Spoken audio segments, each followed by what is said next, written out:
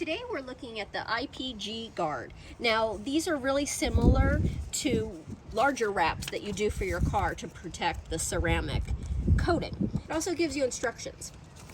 So they give you 4 of them, and they also give you this really cool cloth. So now I'm going to show you how to do it. What you want to do is you want to take the cloth and you want to wipe down the handle really, really good and make sure it's clean. That'll be the key to this staying on and looking nice. Next, you're just going to simply peel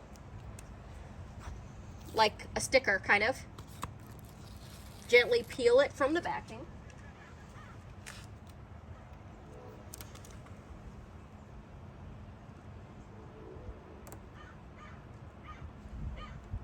And you're simply going to put it on there.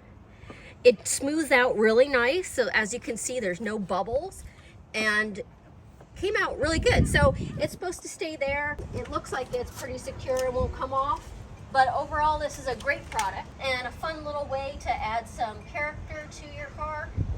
I mean, you have a Tesla, why not?